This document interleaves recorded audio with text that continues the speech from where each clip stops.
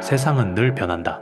특히 돈과 금융의 세계는 어제의 상식이 오늘에는 무너지고 오늘의 파격이 내일의 기준이 되는 곳이다.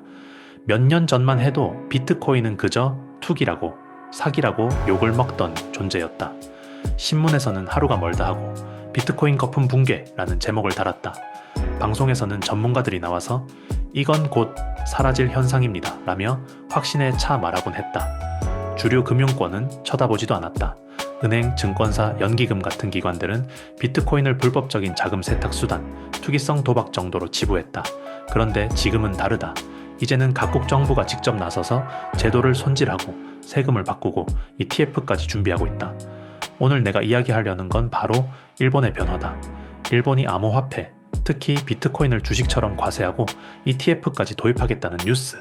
이건 단순한 정책 변화가 아니다. 우리 세대와 그리고 내 아이들의 세대에 다가올 미래를 보여주는 신호다. 좋아요, 구독, 알림 설정을 눌러주시면 더 좋은 콘텐츠로 찾아뵙겠습니다. 여러분의 응원이 콘텐츠 제작에 큰 힘이 됩니다. 일본은 사실 비트코인에 꽤 차가운 나라였다. 2014년 세계 최대 거래소였던 마운트 곡스가 붕괴하면서 전 세계에 충격을 줬다. 수십만 개의 비트코인이 사라지고 수많은 사람들이 피해를 입었다. 그 상처는 일본 금융당국에 깊게 남았다. 그 이후 일본은 규제라는 이름의 벽을 세웠다. 거래소 허가제를 도입했고 보안 요건을 강화했다. 암호화폐로 수익을 내면 종합소득세 항목으로 묶어 최대 50%가 넘는 세율을 적용했다.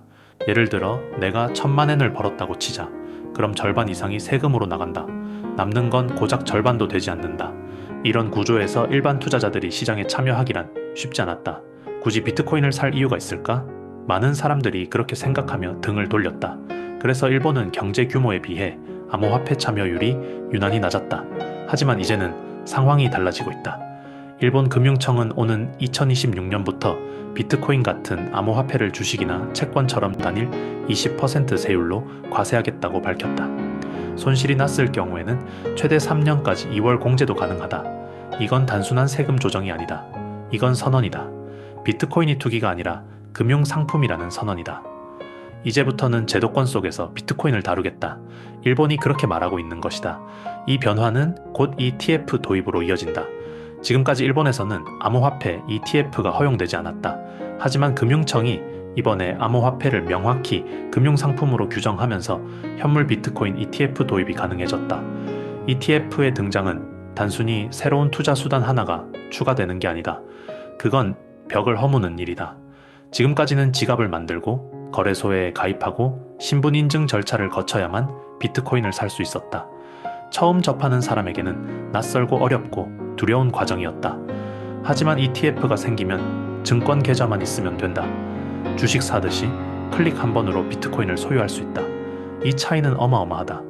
불편함 때문에 망설였던 사람들, 리스크 관리 문제로 기관이 들어오지 못했던 상황이 한순간에 바뀔 수 있다. 연기금, 보험사, 대형 자산운용사 같은 기관들이 이제는 합법적이고 안전한 방법으로 비트코인을 포트폴리오에 담을 수 있게 된다. 사실 일본은 지금까지 개인들의 참여가 낮았다.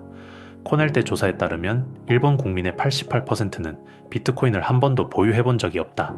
세계적으로 비트코인이 점점 대중화되는 상황에서 일본만 뒤처지고 있던 것이다. 이유는 단순했다. 복잡한 세금 구조와 불확실한 제도가 국민들의 마음을 막아왔던 것이다.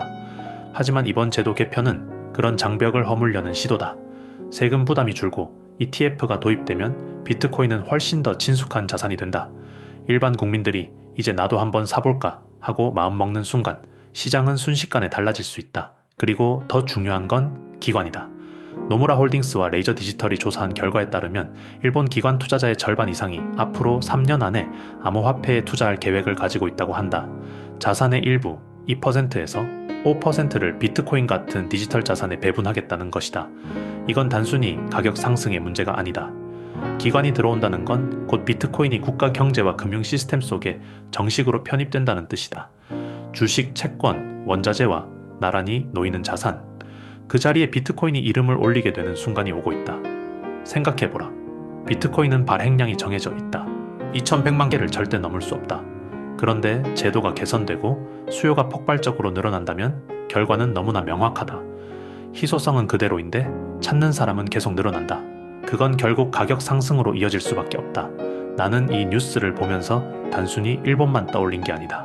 내 아이들에게 언젠가 받을 질문을 떠올렸다. 아빠는 왜 비트코인을 샀어? 그 질문에 나는 이렇게 대답하고 싶다. 아빠는 세상이 바뀌는 걸 봤단다. 돈의 규칙이 달라지고 나라들이 하나둘씩 비트코인을 받아들이는 걸 보았기 때문에 너희를 위해 선택했단다. 비트코인은 희소하다. 그 희소성은 절대 변하지 않는다. 그리고 지금 이 순간에도 더 많은 수요가 그 희소한 자산을 향해 몰려들고 있다. 일본의 변화는 시작일 뿐이다. 앞으로 더 많은 나라들이 세금을 바꾸고 ETF를 도입하고 규제를 완화할 것이다. 그리고 그때마다 비트코인의 미래는 더 단단해질 것이다. 나는 오늘도 아빠의 투자 일기를 쓴다. 돈을 벌기 위해서가 아니라 아이들에게 무엇을 남겨줄 수 있을까? 그 질문에 답하기 위해서다.